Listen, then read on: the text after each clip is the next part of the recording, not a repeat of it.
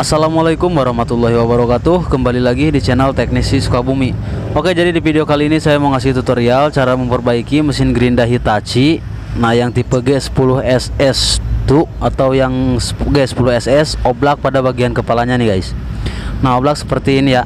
Kebetulan banyak banget yang request cara memperbaiki kepala gerinda Hitachi yang oblak. Kalau merek-merek lain kan udah sering saya bikinin yang Magtek, Bos kayak gitu ya. Nah, sekarang akan saya bikinin tutorialnya untuk merek Hitachi nih guys, mau G10SS, SBI ataupun SS2. Nah, saya tes dulu nih. Nah, kalau seperti ini memang gak terlalu kelihatan oblak ya, tapi akan terasa jika dipakai kerja guys. Gak bakalan nyaman lah. Nah, oblaknya cukup parah juga ya. Nah, udah kerasa banget lah kalau misalkan ada matanya. Oke, tanpa basa-basi lagi langsung akan saya buka dulu bagian kepala atasnya. Mana lagi obeng ini? Oke, saya buka dulu bagian sini karena oblaknya itu kan bagian kepala. Oke, untuk yang belum subscribe jangan lupa ya klik dulu tombol subscribe-nya dan nyalakan juga tombol lonceng notifikasinya guys, agar channel ini cepat berkembang. Dan udah saya bongkar, saya oblakin lagi, kelihatan banget tuh goyang-goyang banget ya.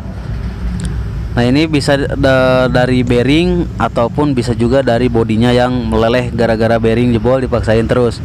Nah, kalau misalkan bearingnya yang rusak, kita ganti bearing aja. Ini kan bearingnya ada di dalam sini nih. Nah, dia ketutup sama gear. Nah, jadi kita harus buka gearnya dulu ya. Sebelum kalian buka gear, kalian lepaskan dulu sepi kancingan gearnya, sepi ring. Nah, akan saya buka sepinya menggunakan tang sepi ya, atau yang biasa disebut pen sih. Banyak yang bilang pen, tapi saya sih biasanya sepi aja gitu guys. Ya udah, saya copot. Lalu sekarang akan saya buka gearnya. Ini nggak bisa langsung lepas ya gearnya, karena ini nggak pakai sepi lagi guys. Ini gearnya di press, dia langsung sama as. Nah, jadi kita buka pakai tracker. Nanti di sini trackernya kita taruh di sini nih guys. Bisa kalian perhatikan seperti ini. Nah, seperti ini ya. Jangan kalian getok. Ini kan bodinya plastik. Beda sama Magtek. Kalau Magtek kan kepala kayak gininya itu dudukan lehernya modelnya besi, aluminium gitu ya. Jadi nggak bakalan nggak bakalan pecah gitu. Ya kecuali ngegetoknya keras banget pasti pecah. Cuman kalau ini kan plastik, jadi rawan banget pecah kalau misalkan digetok. Nah, sekarang kan saya pakai tracker kayak gini. Bautnya kita kencangin dulu ya biar nahan gearnya. Lalu kita dorong asnya, kita dorong. Loh, saya agak kuat nih guys.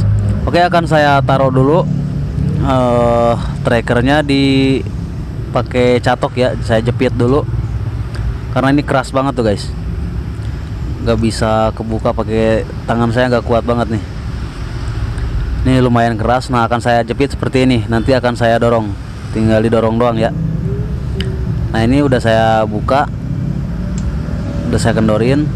Nah, udah lepas gearnya. Nah, untuk cara buka gear bisa seperti ini ya, lebih aman gitu, nggak bakalan pecah dan asnya juga nggak bakalan mekar gitu.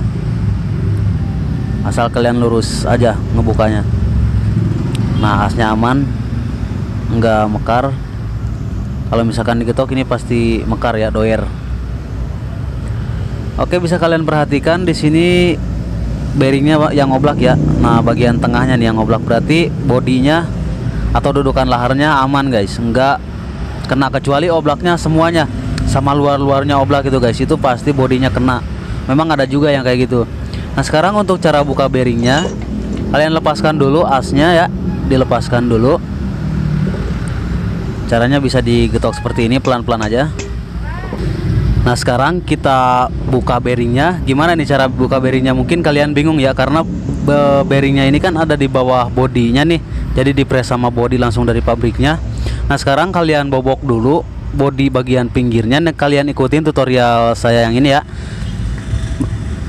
Nah, kita taruh dulu bodinya di sini, atau kalian bisa pakai alat apa yang bisa digunakan.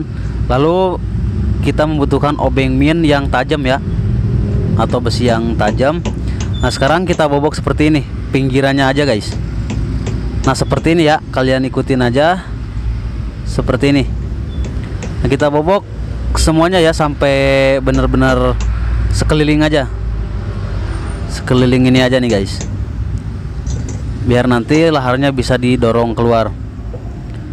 Nah ini modelnya emang seperti ini. Kalau misalkan yang model bodinya itu besi, Hitachi yang bodinya besi itu kepalanya nggak kayak gini guys, buka bearingnya nggak kayak gini, dia pakai ring atau pakai tahanan di baut gitu ya. Kalau yang model G10 SS atau G10 SS tuh yang seperti ini, itu modelnya emang plastik kayak gini guys, sama seperti Bosch GWS 600, dia pakai bodi plastik juga, dan caranya pun juga sama seperti ini guys. Namun ini hanya agak kecilan aja dibanding yang Bosch GWS 600 itu. Nah kita buka ke sekelilingan, dibobok dulu seperti ini. Hati-hati jangan sampai pecah ya bodinya. Kecuali kalau mau kalian ganti bodinya, kalian bisa cari di all shop, banyak kok, gearbox Hitachi aja tulis, pasti keluar ini, atau kepala Hitachi. Saya belum pernah sih, tapi pasti ada lah yang kayak gini banyak. Nah sekarang udah kelihatan ring bagian luarnya, berarti itu udah bisa kita lepaskan. Sekarang kita dorong dari luar sini, dorong pakai apa aja yang penting masuk ya. Nah seperti ini, kita dorong perlahan bearingnya sampai bearingnya lepas. Nah udah lepas guys, jatuh. Nah ini bearingnya ya, udah terlepas.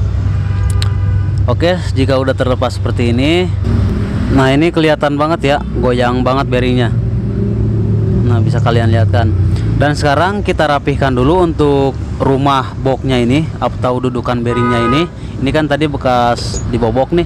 Nah sekarang pinggirannya kita ratain dulu, takutnya nanti pas kita masukin bearing baru itu malah ngeganjal gitu guys.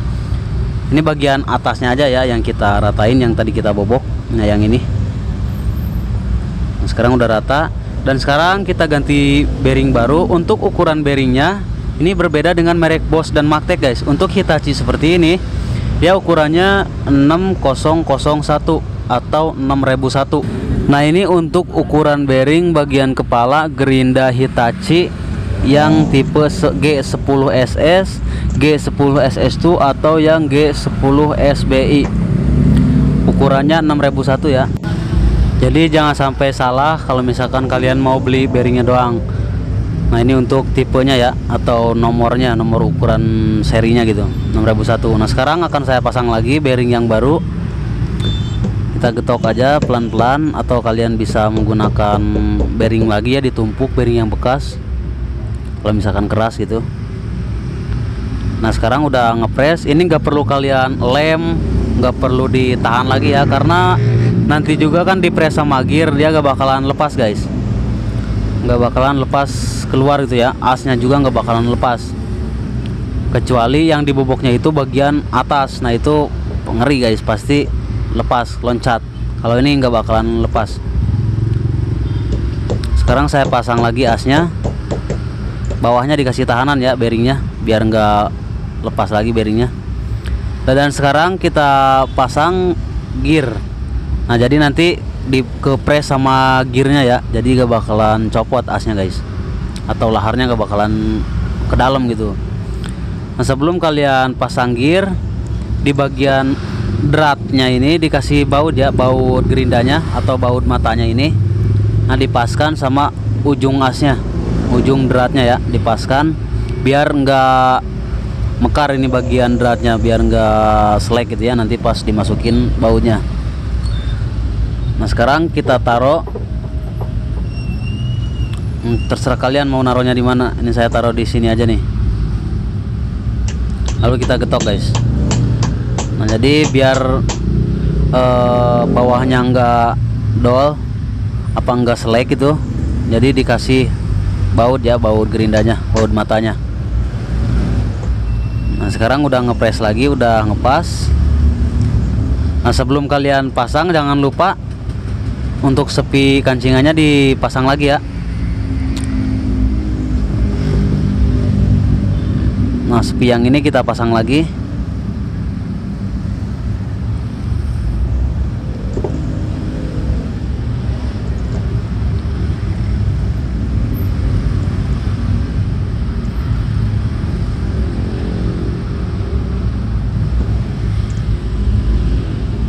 Nah, spinya udah kita pasang. Oke, sekarang akan saya coba dulu nih dimasukkan lagi ke rumahnya. Nah, sepertinya sih udah ngepres ya, tapi nanti kita lihat hasilnya aja lah. Nah, udah lumayan ngepres nih, udah enggak kayak tadi. Tadi kan kelihatan banget oblaknya. Oke, dan saya ingatkan nih, kalau misalkan masih oblak, kalian periksa bagian bosing yang ini, yang kecil. Ini bosing namanya ya. Nah, ini bosingnya untuk merek Hitachi tipe berapapun itu berbeda dengan merek-merek lain seperti Maktek, Makita, Bosch, Modern dan lain-lain ya. Ini merek Hitachi doang nih yang beda guys. Dia model bosingnya itu kecil. Dan kalau misalkan udah oblak bosingnya itu biasanya saya akalin pakai lena, pakai kaleng ya, diganjal di sini. Nah, jadi kalengnya itu diukur, dipaskan dulu di sini. Nah, di sini panjangnya segini, samain sama as. Lalu nanti kita masukkan ke bosingnya gitu guys. Nah, itu biasanya saya ngakalin begitu. Soalnya untuk bosing gerinda Hitachi ini memang masih susah guys. Saya juga kalau mesen gitu ya, kalau beli nggak pernah dapet. Paling saya kalau nyari ya nyari copot-copotan, kalau ada itu juga. Kalau misalkan nggak ada ya saya akalin kayak gitu, paling pakai kaleng tadi guys, diganjel. Soalnya bosingnya emang beda ini guys, kecil, berbeda dengan merek-merek lain. Oke, sekarang kita tes dulu masih goyang apa udah mantap. Nah, udah ngepres ya, udah nggak oblak kayak tadi. Dan sekarang saya pasang dudukan mata sama baut matanya guys. Nah, udah mantap. Kalau misalkan diginiin masih goyang, itu berarti bosingnya udah kemakan guys. Nah, kalian ganjel pakai lena kayak tadi ya, pakai kaleng. Karena kalau nyari bosing untuk merek Hitachi itu masih susah. Oke, udah mantap ya, udah nggak kerasa oblak-oblak lagi ya. Jadi itu dia untuk cara mengatasi mesin gerinda Hitachi yang kepalanya oblak. Oke, sekian dulu tutorial kali ini dari saya, semoga bermanfaat untuk kalian semua guys.